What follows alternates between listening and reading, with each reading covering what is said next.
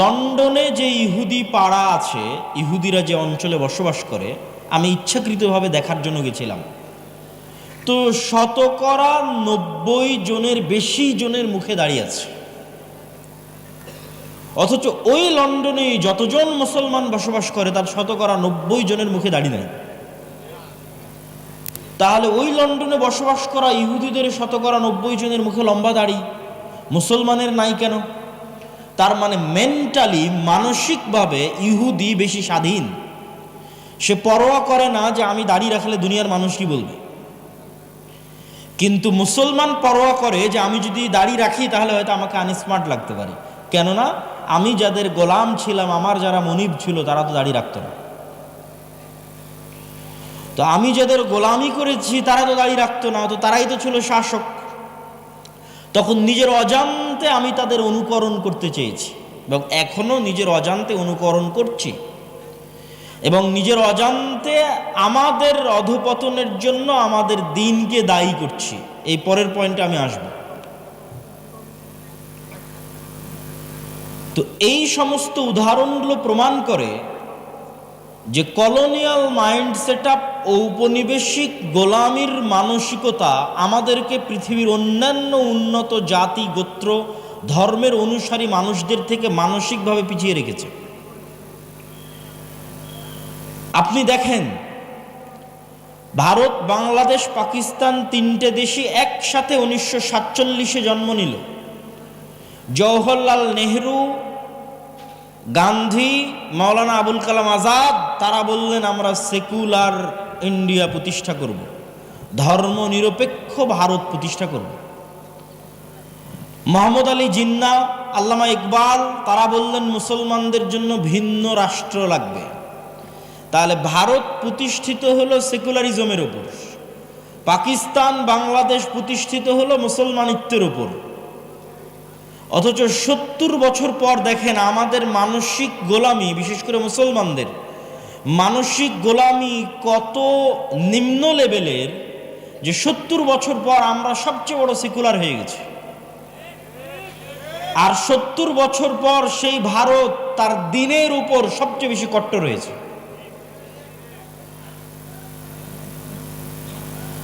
যারা Facebook, YouTube, টিকটকে ভারতকে নিয়ে ট্রল করে, আমি তাদের উদ্দেশ্যে বলতে চাই, প্রত্যেক বাংলাদেশি যারা ফেসবুক, ইউটিউব, টুইটারে ভারতকে নিয়ে ট্রল করে, তাদের প্রত্যেকের উদ্দেশ্যে বলতে চাই, ভারতের হিন্দুদের দম আছে, তাই হিন্দু ধর্মের ওপর কট্টর হয়ে দেশ চালাচ্ছে। এই মুসলমানের সন্তানেরা, তোমাদের দম কোথায় যে তোমরা বাংলাদেশকে ইসলামের উপর দাঁড় করিয়ে কেন চালাতে পারো না? তাহলে গোলাম কে? গোলাম তোমরা। সে নিজের ভ্রান্ত দিনের উপর কট্টর অবস্থায় দেশ চালাচ্ছে, আর তুমি মিউ মিউ মিউ মিউ করে বলো যে আমি সেকুলার, আমি সেকুলার, আমি সেকুলার। ইসরায়েলের দিকে দেখেন, সিরিয়াতে যখন বাশার আল আসাদের পতন হয়, বাশার আল আসাদের পতনের পর থেকে নিয়ে সিরিয়ার 500-র অধিক অস্ত্রাগার, বিভিন্ন গুরুত্বপূর্ণ গবেষণাগার, বিজ্ঞান গবেষণা কেন্দ্রে 500-র অধিক গুরুত্বপূর্ণ ভিআইপি স্থাপনায় ইসরায়েল হামলা চালিয়েছে। পৃথিবীর কাউকে জিজ্ঞাসা করারও প্রয়োজন মনে করি না, আমেরিকাকেও না, জাতিসংঘকেও না। তার মানে ইসরায়েল তার ভ্রান্তির উপরে, ইহুদি ধর্মের কথা আল্লাহ সুবহানাহু ওয়া তাআলা কোরআন মাজিদে বলেছেন অভিশপ্ত ইহুদিদের কথা, কিন্তু তার ভ্রান্তির উপরে সে কট্টর। পরোয়া করে না পৃথিবী কি বলবে, পরোয়া করে না দুনিয়া কি বলবে, পরোয়া করে না তার পাড়া প্রতিবেশীর মানুষ কি বলবে। শুধু তাই নয়, আজকে আমেরিকার যে সামনে যে প্রশাসন আসতেছে, ট্রাম্প প্রশাসন, তারাও কট্টর খ্রিস্টানবাদের দিকে ধাবিত হবে, তার আলামত এখন থেকে স্পষ্ট। ইলন মাস্ক LGBTQ এর বিরোধিতার জন্যই, কেননা তার সন্তান এই ভয়ঙ্কর সমকামিতার শিকার হয়ে নিজেকে ছেলে থেকে মেয়েতে রূপান্তরিত করেছে, এবং ইলন মাস্ক তখনই ঘোষণা দিয়েছে যে আমার ছেলে মারা গেছে, জীবিত আছে কিন্তু সে ঘোষণা দিয়েছে মারা গেছে। তখন থেকে সেই সমস্ত এলজিবিটিকিউ এর কট্টর বিরোধী, এবং তখন থেকে সে ধর্ম প্রচার করতে হবে, ধর্ম শিখাতে হবে, পরিবারকে বাঁচাতে হবে, এটা তার জীবনের লক্ষ্য উদ্দেশ্য। এবং আসছে আমেরিকায় বাইবেল শিক্ষা সিলেবাসের অন্তর্ভুক্ত হবে, ধর্ম শিক্ষা সিলেবাসের অন্তর্ভুক্ত হবে। সম্মানিত উপস্থিতি, কিন্তু মুসলমানদের অবস্থা দেখেন, বাংলাদেশের অবস্থা দেখেন, পাকিস্তানের অবস্থা দেখেন। এরা তৈরি হলো ইসলামের উপর, কিন্তু এরা পৃথিবীর সবচেয়ে বড় সেকুলার। এই জন্য আমি যখন প্রধান উপদেষ্টা ডক্টর মোহাম্মদ ইউনূসের সামনে কথা বলার সুযোগ হয়েছিল, তখন আমি ডক্টর মোহাম্মদ ইউনূসের সামনে স্পষ্ট ভাষায় বলেছিলাম যে আপনারা সমস্যার গোড়ায় হাত দেন, আপনারা ডিফেন্স খেলতেছেন, আত্মরক্ষা করে পাল্টা জবাব দিচ্ছেন। সারা ইন্ডিয়া ছড়িয়ে আছে যে বাংলাদেশের সংখ্যালঘুদের উপর নির্যাতন হচ্ছে, অথচ ডাহা মিথ্যা কথা। কিন্তু আপনি পাল্টা বারবার বলতে আছেন, না আমার এখানে নির্যাতন হয় না, আমার এখানে তারা এত ভালো আছে, এত সুখে আছে, অমুক আছে তুমুক আছে। এত কিছু বলার তো দরকার নাই, আপনি বরং যেটা রিয়ালিটি, বাস্তবতা, সেটা তুলে ধরেন। বাস্তবতা কি? বাস্তবতা হচ্ছে বাংলাদেশের মাটিতে এখন পর্যন্ত একজন হিন্দু মুসলমানদের কর্তৃক গণপিটুনিতে মারা যায়নি।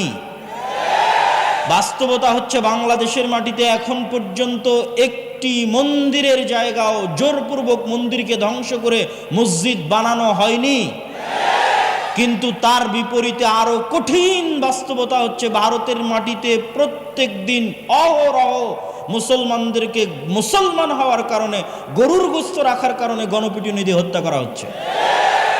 তার বিপরীতে আরো কঠিন ও কঠোর বাস্তবতা হচ্ছে যে ভারতের যতগুলো পুরাতন মসজিদ আছে, প্রত্যেক মসজিদের পিছনে দাবি করা হচ্ছে এই মসজিদ আগে মন্দির ছিল, অতএব এখানে মসজিদ ভেঙে মন্দির তৈরি করা হোক। তাহলে সংখ্যালঘু নির্যাতন কোথায় হচ্ছে? সংখ্যালঘু নির্যাতন ইন্ডিয়াতে হচ্ছে। তো আপনি যদি বলতে চান বাংলাদেশের অবস্থানকে শক্তিশালী করতে চান, তাহলে বাংলাদেশের সংখ্যালঘুরা তো ভালো আছে, এটা বলারই দরকার নাই।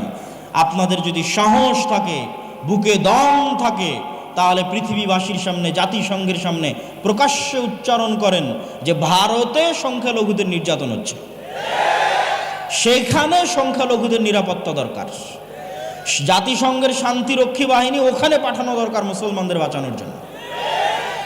সম্মানিত উপস্থিতি, কিন্তু কেন পারছি না? কলোনিয়াল মাইন্ড সেটআপ, ঔপনিবেশিক মানসিক দাসত্ব, যে আমাকে সবসময় ছাড় দিতেই হবে, আমাকে এই পৃথিবীর সবচেয়ে বড় সেকুলার হতে হবে, আর একজন কট্টর হিন্দু হলে সমস্যা নাই, আর একজন কট্টর ইহুদি হলে সমস্যা নাই, কিন্তু আমি আমার দিনের উপর কট্টর হতে পারবো না। আমি যদি আমার দিনের উপর কট্টর হই তাহলে আমি সন্ত্রাসী। কিন্তু এই সুযোগ যদি আপনি দেন তাহলে আপনি দুর্বল।